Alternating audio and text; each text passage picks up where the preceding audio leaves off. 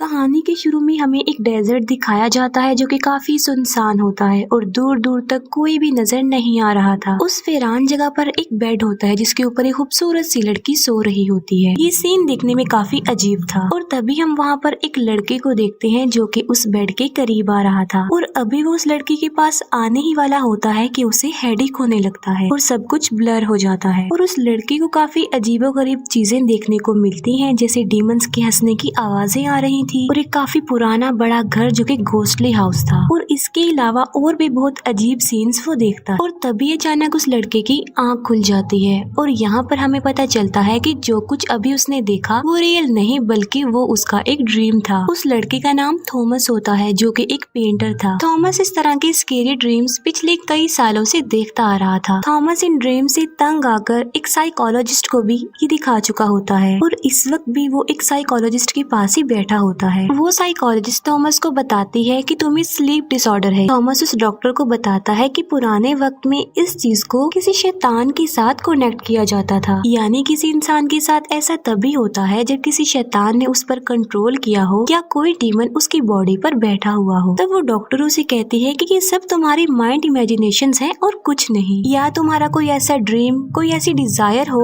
जो किसी लड़की से रिलेटेड थी और वो पूरी ना हुई हो और इसीलिए तुम्हारे साथ ये सब कुछ हो रहा है। इससे पहले कि थॉमस उसकी अगली बात सुनता वो वहाँ से उठकर चला जाता है। थॉमस जो कि एक जगह पर बैठा हुआ पेंटिंग बना रहा होता है और तभी अचानक उसे झाड़ियों में कुछ दिखाई देता है। कुछ सोचने समझने से पहले ही उसे एक प्रॉपर्टी एजेंसी से कॉल आती है और उसे बताया जा रहा था कि तुम्हारे अंकल ने मरने से पहले तुम्हारे नाम कुछ प्रॉपर्टी की है। थॉमस जब वहाँ पर जाता है तो एक प्रॉपर्टी एजेंट उसे उस जगह के पेपर्स देती है और उस जगह का नाम होता है केसर गार्डन और साथ ही वो उसे वो लेटर भी देती है जो कि उसके अंकल ने मरने से कुछ देर पहले थॉमस के लिए ही लिखा था। थॉमस ये सब देखकर काफी हैरान था क्योंकि ना तो वो कभी अपने अंकल से मिला था और ना ही कभी उनके बारे में सुना था। थॉमस जब उस एनवेलप को ओपन करता है तब उसमें उस प्रॉपर्टी यानी केसर गार्डन्स की पिक्चर्स थी और वो प्रॉपर्टी वाला घर बिल्कुल उस घर जैसा लग रहा था, उस घोस्टली हाउस जैसा जैसा कि उसने अपने ड्रीम में देखा था और अब वो इस प्रॉपर्टी को देखना चाह रहा था। थॉमस वहाँ से चला जाता है और अपने घर में आ जाता है और घर आकर वो अपने अंकल का वो लेटर पढ़ता है। उस लेटर में लिखा हुआ था कि मुझे काफी दुख है कि मैं तुमसे कभी भी नहीं मिल पाया हूँ और हमारे ना मिलने के पीछे रीजन मेरी मदर और ग्रैंड मदर है, लेकिन शायद उन्होंने भी बिल्कुल ठीक किया क्योंकि हमारी फैमिली सदियों से केसर गार्डन से कनेक्ट है और दुख की बात ये है कि केसर गार्डन की मेल्स कर्स्ड हैं। उस लेटर में इस बात का तो जिक्र नहीं होता कि वो कर्स्ड किस किस्म का था और कुछ रूल्स हैं जिन्हें फॉलो करना तुम्हें जरूरी होगा और क्योंकि तुम केसर्स ब्लड लाइन हो तो तुम वहाँ के किसी भी डोर को ओपन कर सकते हो, वो भी अपने ब्लड के साथ। और उसे वार्निंग देते हुए लिखा होता है कि एक जगह ऐसी भी है जहाँ तुमने नहीं जाना है और वो बेसमेंट है, तुम्हें मेरी बात का बिलीव करना होगा और वो जगह तुम्हारे फायदे के लिए ही बंद की गई है। थॉमस केसर गार्डन जाता है। अब क्योंकि उसके पास कीज नहीं थी तो वो डोर तोड़कर अंदर चला जाता है। वो घर काफी क्रीपी लुक दे रहा था और काफी पुराना था और वहाँ पर जगह जगह पर स्कल्स और डमीज थी जो कि काफी डरावनी नजर आ रही थी।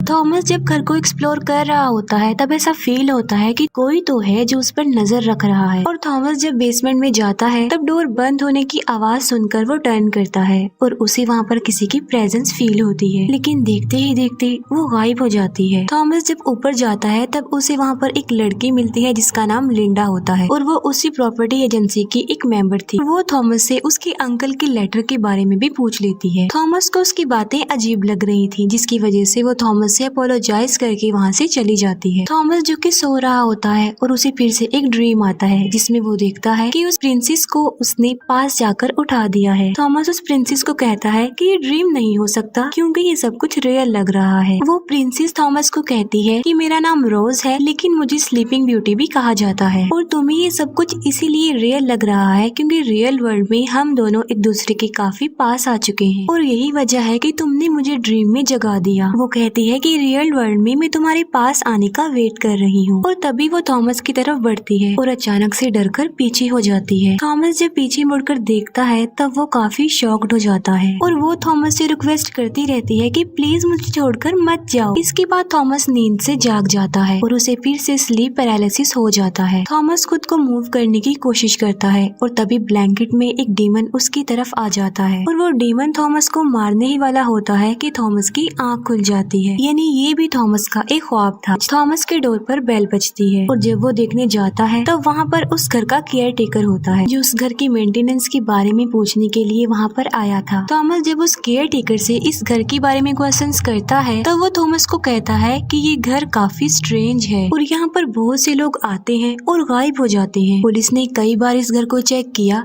लेकिन उन्हें कुछ भी नहीं मिल पाया। उस आदमी के जाने के बाद थॉमस फिर से घर को एक्सप्लोर करता है। थॉमस को बेसमेंट में एक एंशिएंट डोर मिलता है जिसे ओपन करने की थॉमस काफी कोशिश करता है लेकिन वो दरवाजा उससे नहीं खुल पाता। केसर गार्डन के बारे में और जानने के लिए थॉमस उस जगह के एडमिन ऑफिस में जाता है। पेपर्स को चेक करते हुए थॉमस को एक पेज मिलता है जिस पर कुछ लिखा हुआ था जो कि थॉमस को समझ नहीं आ रहा था। जो कुछ उस पेज पर लिखा था थॉमस उसे अंडरस्टैंड करने की कोशिश कर रहा होता है कि अचानक से उसके स्टमक में पेन होने लगता है और उसे अटैक हो जाता है। थॉमस घबराया होता है, कांप रहा होता है और उसे उसके ड्रीम की वही सीन्स नजर आने लगते हैं और फिर अचानक से देखते ही देखते थॉमस नॉर्मल हो जाता है। थॉमस लिंडा के पास होता है और वो कहता है कि इस पेज पर जो लिखा है वो तुम्हारी हैंडराइटिंग से मैच हो रहा है, तो अगर तुम उस घर के बारे में कुछ जानती हो तो प्लीज मुझे बता दो। तब लिंडा कहती है कि मेरा भाई वहाँ उस घर में गया था लेकिन अभी तक वो वापस नहीं आया और गायब हो गया और ऑलमोस्ट 50+ लोग केसर गार्डन में गए हैं लेकिन बचकर वापस नहीं आए, ना ही उनका कुछ पता चला कि वो कहाँ चले गए। थॉमस लिंडा को कहता है कि मैं तुम्हारी हेल्प लेना चाहता हूँ। अभी वो दोनों बातें कर ही रहे होते हैं कि थॉमस को फिर से अटैक हो जाता है। लिंडा थॉमस को हॉस्पिटल ले जाती है और डॉक्टर बताता है कि थॉमस को पैनिक अटैक हुआ है। थॉमस को फिर से एक ख्वाब आता है जिसमें वो फिर से प्रिंसेस रोज से मिलता है। रोज उसे बताती है कि तुम ही वो पर्सन हो जिसके साथ मैं कर्स्ड हूँ और वो एक डीमन के बारे में थॉमस को बताती है जिसने रोज को वो कर्स दिया। वो थॉमस को कहती है कि जब तक ये कर्स रहेगा रियल वर्ल्ड में हम कभी भी नहीं मिल पाएंगे। रोज थॉमस को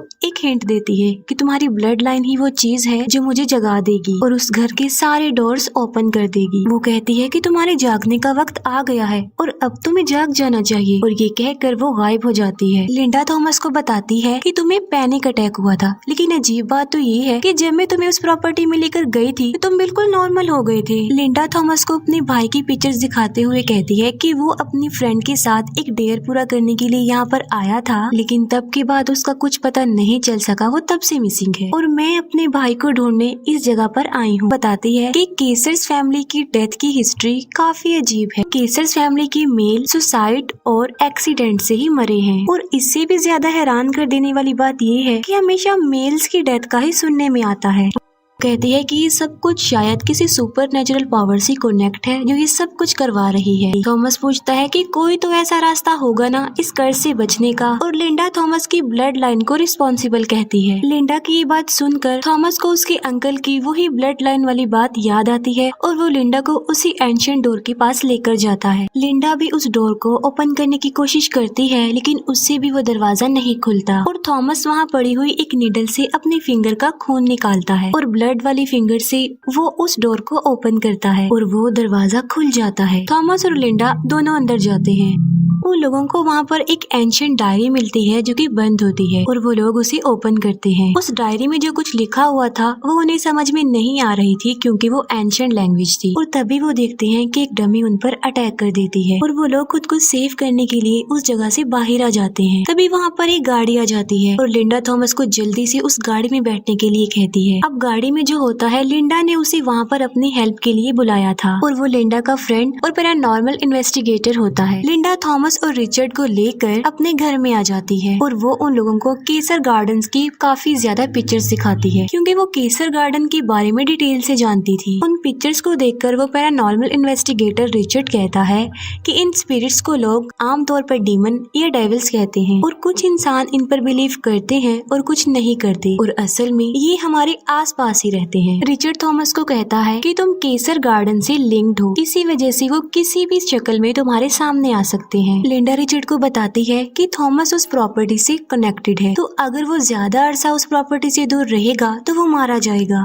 थॉमस रिचर्ड की बातों को अजीब समझते हुए वहाँ से बाहर चला जाता है और वो अकेला ही उस एंशिएंट डायरी को देखने लगता है। एक पिक्चर देखकर थॉमस को कुछ याद आता है और वो वापस लिंडा और रिचर्ड के पास आता है। वो कहता है कि मैं उस प्रॉपर्टी से कनेक्टेड नहीं हूँ बल्कि मैं प्रिंसेस रोज से कनेक्टेड हूँ और वो उन लोगों को अपने ड्रीम्स और प्रिंसेस रोज की बातें बता देता है। वो रोज और उसकी कन्वर्सेशन कन्वर्सेशन के बारे में बताता है और कहता है कि जब मैं फर्स्ट टाइम इस प्रॉपर्टी में आया था तब उसने पहली बार आंखें खोली थी। थॉमस कहता है कि अगर हम प्रिंसेस रोज को ढूंढ लें और उसे जगा दें तो उस स्पेल के साथ साथ वो कर्स भी खत्म हो जाएगा। रिचर्ड कहता है कि मुझे इस एंशिएंट डायरी की राइटिंग और उसकी लैंग्वेज समझ में नहीं आ रही है और इसको अंडरस्टैंड करने के लिए हमें लिंडा के फ्रेंड के पास जाना चाहिए। और वो लोग लिंडा के फ्रेंड के पास जाते हैं। असल में लिंडा के फ्रेंड के पास एक सॉफ्टवेयर था जिसकी हेल्प लेकर वो किसी भी लैंग्वेज को अपनी लैंग्वेज में कन्वर्ट कर सकता था। उस बिल्डिंग का केयर टेकर थॉमस से मिलने के लिए केसर गार्डन में आता है। वो उसे ढूंढने लगता है और तभी वही डीमन उस पर अटैक कर देता है और उसे जान से मार डालता है।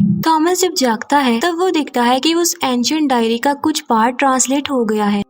लिंडा उसे पढ़ते हुए थॉमस को बताती है कि ये तुम्हारे अंकल ने लिखा है, जिसमें उन्होंने लिखा था कि मैं अपनी फैमिली को एक ऐसे ट्रबल में डाल रहा हूँ जिससे शायद वो कभी भी वापस ना आ सके, क्योंकि मैं एक ब्राइड को एक डेविल के सामने सेक्रीफाइस करने के लिए जा रहा हूँ। थॉमस पूछता है कि इसका क्या मतलब है। तब रिचर्ड उसे बताता है कि तुम्हारे अंकल का कनेक्शन उस डीमन और उस ब्राइड से था। वो डायरी और ट्रांसलेट होती है तो उन्हें पता चलता है कि प्रिंसेस रोज एक ऐसी प्रिंसेस थी जो कि अपनी ब्यूटी की वजह से जानी जाती थी, जिसे एक डीमन ने पोजेस करके कर्स्ड कर दिया और एक नीडल लगने की वजह से वो एक इमोर्टल नींद में सो गई और रोज को शैतान ने अभी भी कैद किया हुआ है। और अगर वाकई ये बात सच है तो रोज अभी जिंदा है। थॉमस को काफी देर हो गई थी कि वो अपनी प्रॉपर्टी से दूर था और उसे पैनिक अटैक आ जाता है। तब लिंडा और रिचर्ड उसे लेकर वापस केसर गार्डन में आ जाते हैं। घर पहुंचने पर उन्हें पता चलता है कि उस बिल्डिंग का केयर टेकर अब मर चुका है। थॉमस लिंडा और रिचर्ड को लेकर दोबारा से बेसमेंट में जाता है और फिर से अपने ब्लड से वो डोर ओपन करता है। अंदर एक टनल होती है जिसकी डोर को वो ओपन करते हैं। आगे जाकर एक शैतान उन पर अटैक कर देता है, लेकिन रिचर्ड मैजिकल वर्ड्स बोलता है और वो शैतान चला जाता है। और अब वो लोग उस जगह पर पहुंच चुके थे जहाँ पर उन्होंने आना था और वो उसी डीमन को देखते हैं। लिंडा और रिचर्ड थॉमस को कहते हैं कि हम उस शैतान को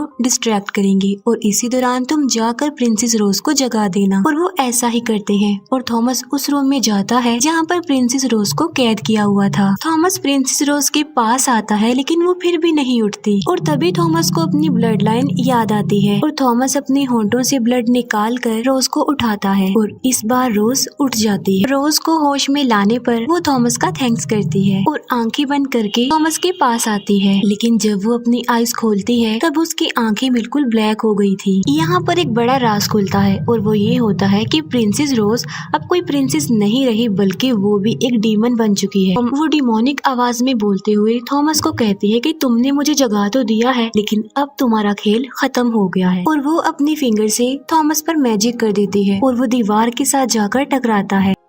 रोज थॉमस को कहती है कि मैंने तुम्हारे लिए बहुत कुछ सोचा हुआ है। यहाँ पर अफसोस की बात ये होती है कि थॉमस इतनी स्ट्रगल जिस लड़की के लिए कर रहा था, यानी जिसे वो अपनी ड्रीम गर्ल समझ रहा था, वो कोई ड्रीम गर्ल नहीं बल्कि वो एक डीमन थी।